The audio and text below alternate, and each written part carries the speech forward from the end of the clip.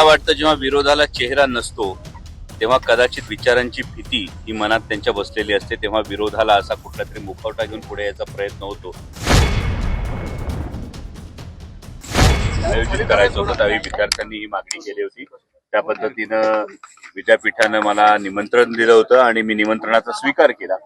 त्यानंतर आपल्या काही माध्यमकर्मींकडूनच मला विरोध होतोय असं समजलं, परंतु या संदर्भातला कुठली कल्पना मला नाहीये आणि आज मी तुमच्या समोर इथे व्याख्यानासाठी उभा आहे. त्यामुळे असा जर कुणाचा विरोध असेल तर माझी त्यांना विनंती आहे की या व्याख्यानाला बसा, ऐका, प्रश्न विचारा, कारण ही गोष्ट नवीन नाहीये. या छत्रपती शिवाजी महाराजांच्या विषयी बोलायला येतोय, त्या छत्रपती शिवाजी महाराजांना खुद्द राज्याभिषेकाला सुद्धा विरोध झालाय. याच पुण्यात त्यांचा अश्वारूढ पुतळा उभारण्याला सुद्धा विरोध झालाय आणि पहिला पुतळा उभारण्यालाही विरोध झालाय आणि छत्रपती शिवाजी महाराजांची समाधी ही तब्बल 180 वर्ष ही लोकांच्या स्मरणात राहिली नाही, याही वस्तुस्थिती आहे. त्यामुळे मला असं वाटतं की कुठलंही व्याख्यान करणं, विद्यार्थ्यांशी संवाद साधणं हा एक वैचारिक भाग आहे आणि मी जेव्हाही छत्रपती शिवाजी महाराजांची भूमिका साकारतो राजकारणाचे जोडे बाहेर ठेवून करतो.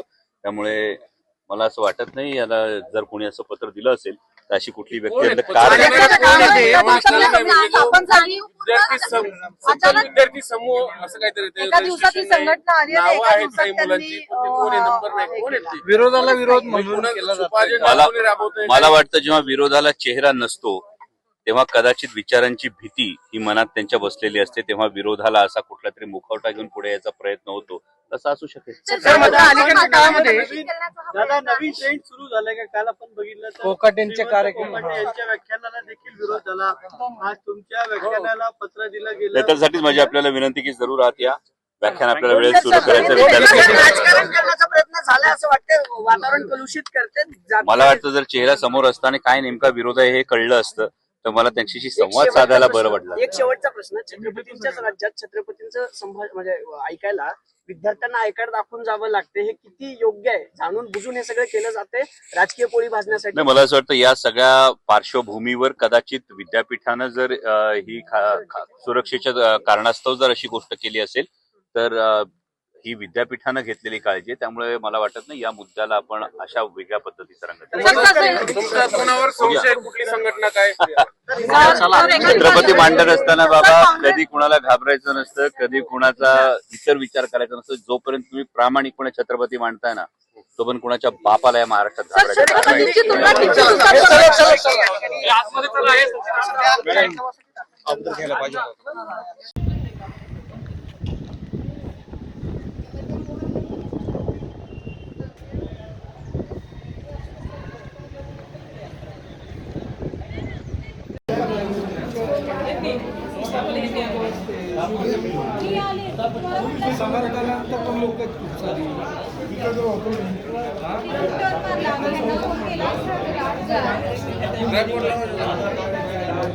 थांबा असं वरती आवाज विजल तरी होत्या मला. थांबा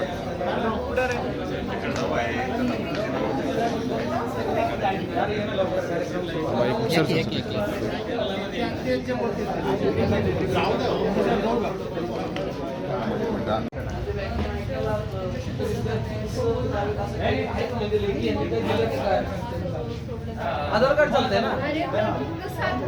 वेगळे काढायचे त्यासाठी मला नाव व्हेरीफाय करायचं. मला वाटतं की आधार कार्ड दाखवा. तिकीट काय असेल ते फक्त मला नाव व्हेरीफाय करायचं.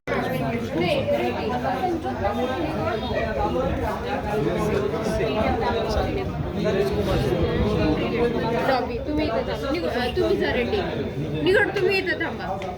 तुम्ही इथं थांबा. तुम्ही